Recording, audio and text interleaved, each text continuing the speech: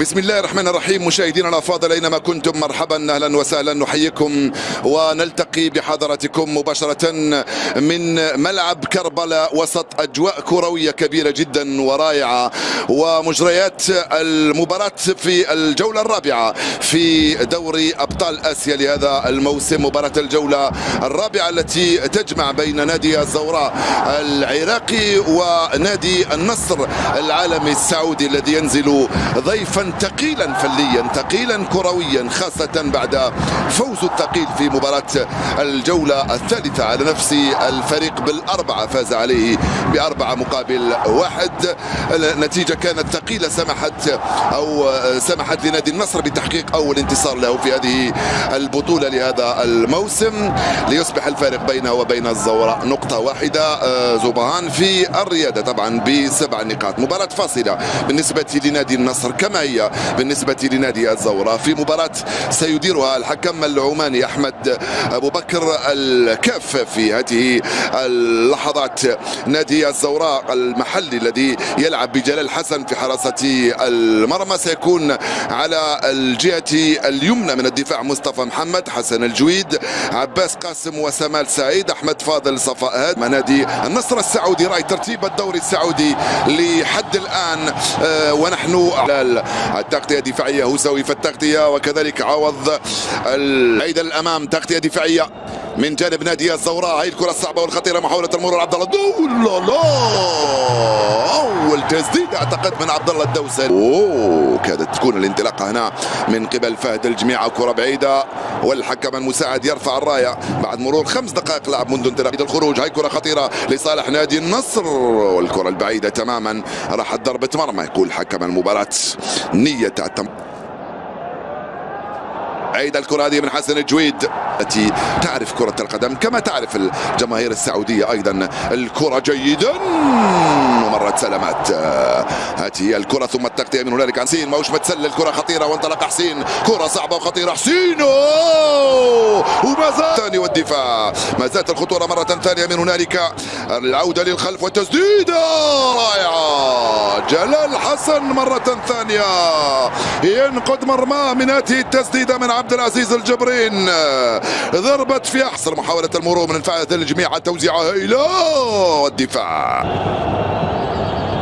من فهد امام جلال حسن البارع، ركنيه بابا خطيره، يا سلام على اللعبه وعلى الراسيه وعلى الحارس، يا سلام، هايله من اروع ما يكون، ولكن جلال حسن كان الاروع. وعبد الله السالم يرجع مره ثانيه لفهد الجميعه، كره خطيره، عبد الله السالم كاد يفعلها مره اخرى، اللعبه الثنائيه الرائعه هنا. شوف كيف تلفق عبد الله، لم بدأ يلعب بأريحية ويستعيد ثقته، الركنية تنفذ، وجلال حسن على مرات تحت المركز الرابع في ترتيب الدوري لهذا العام خلف القوة الجوية رائع من هنالك المدافع مصطفى محمد، ثم وضع التسلل، كرة صعبة من هنالك السعودية بعيدة في القائمة الثاني وبعيدة تماما، سيرورتها توحي بأن كل شيء يبقى وارد فيها. هو سوي بالرأس، رائعة الكرة هذه من فهد الجميع الذي سبق ثنائي بين السعوديين. الكرة في العمق والتغطية الدفاعية من عبد الله ماضو، يا عبد الله ماضو تماما، وصعبة الكرة وصلت لعمر منصور، المراوغة والتوغل، الكرة خطيرة،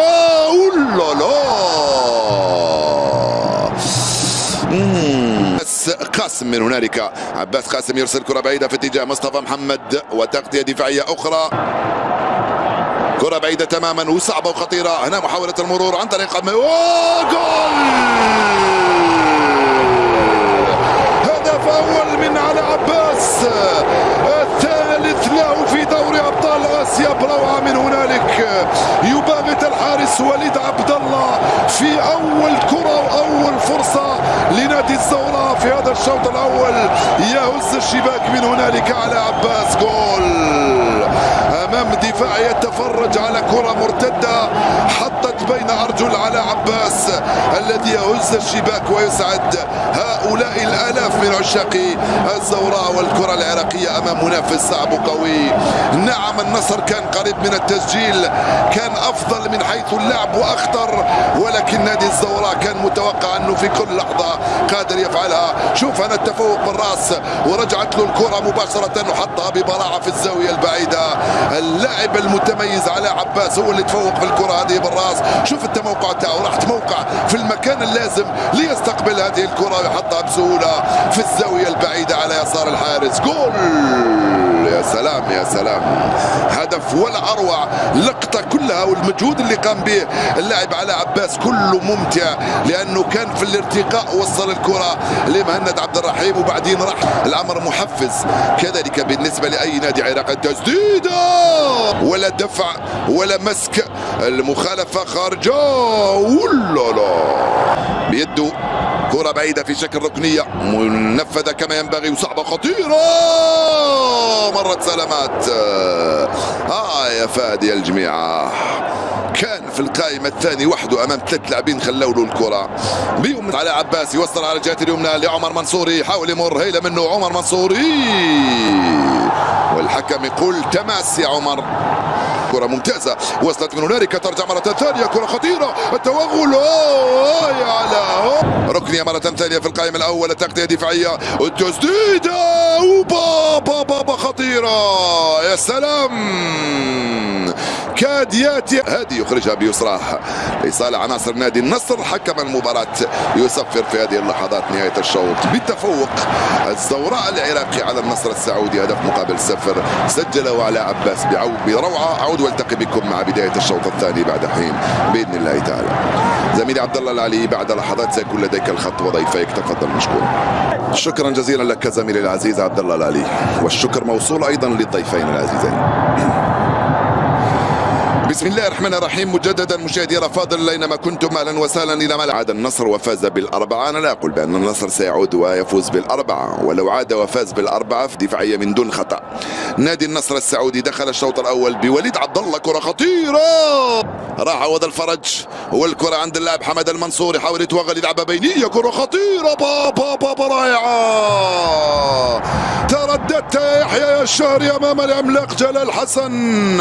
اللعبه كم كانت رائعه. الشهري ضاعت مجددا الكره عراقيه، محاوله المرور خطيره، الحكم لم يقل شيئا من امام مهند عبد الرحيم.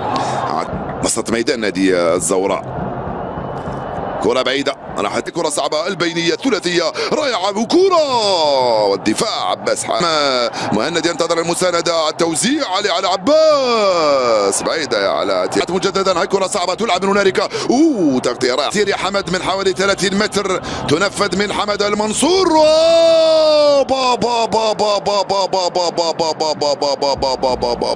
ضاعت فرصة التعديل من فهد الجميعة، لم يكن متسللا في هذه الكرة يا سامال يسقى على كل الدفاع السعودي. كرة صعبة وانطلاقة من هنالك خطيرة، الاصطدام وجول.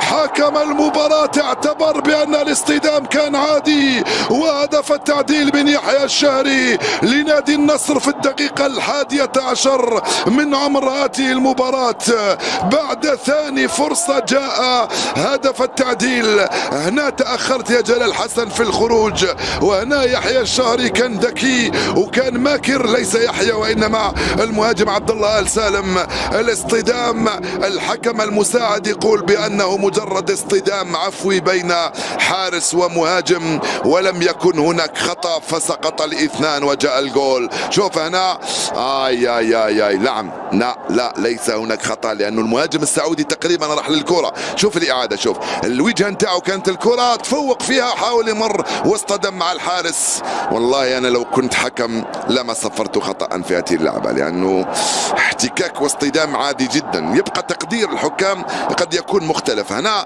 حب يروح للكرة والحارس ايضا حب يروح للكرة، اللاعبان كلاهما لم يكن ولا واحد قصده ان يرتكب خطأ ضد الاخر، والاصطدام يحدث. تقديره كان جيد حكم المباراة في هذه اللعبة، والمتابعة كانت جيدة من يحيى الشهري الذي سجل هدف التعديل لصالح نادي النصر. هدف لهدف ونحن نقترب من الربع ساعة الاول. سلامات ان شاء الله يا جلال يا عبد الله. السالم يلعب على الجهة اليسرى مع عبد الرحمن العبيد، التوزيعة من عبد الرحمن ومرت سلامات. انت بخير يا جلال يا حسن؟ انت بخير؟ اتمنى نشوفوا صورته. جلال حسن حارس اللي اصطدم منذ حين باللاعب فهد الجميع. مصطفى محمد بتجي قريب منه احمد جلال، احمد جلال والتوزيع. ولا لا، الراية الراسية من الراية على عباس. يا سلام، احمد جلال على عباس وبالراس، والصد من وليد عبد الله يتمكن من انقاذ مرة. يا سمال سعيد، وينك يا عباس قاسم؟ الكرة تلعب عرضية. ولا لا، لعبة في الخلف حمد المنصور، هيلة من حمد ولكن سهلة لجلال حسن.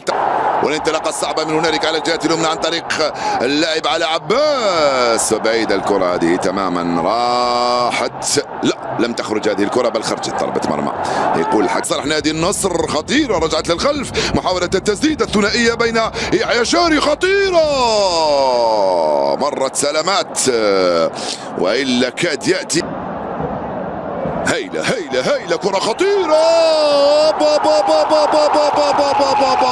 الحكم يقول لك لا يا عمار منصوري، لم يحدث أي شيء في هذه الكرة، كنت وحدك عوض أن تفكر في الكرة وكيفية الوصول للمرمى، رحت تنتظر العرقلة وضع من أجل إعادة أمال. كرة خطيرة وتوغل من هنالك، كرة قاتلة قاتلة قاتلة قاتلة قاتلة قاتلة قاتلة، جول.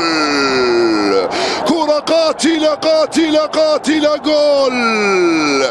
الهدف الثاني القاتل لنادي النصر في اللحظات الأخيرة من عمر المباراة، في الوقت بدل الضايع فعلها نواف الفرشان وسجل الهدف الثاني لصالح نادي النصر. هدف مستحق وفوز مستحق ولعبة سريعة وقوية وخطيرة وجول. الفوز يعود للذي يستحقه في هذه المباراة من هجمة معاكسة سريعة خاطفة قوية وجول. هاي اللعبة وهاي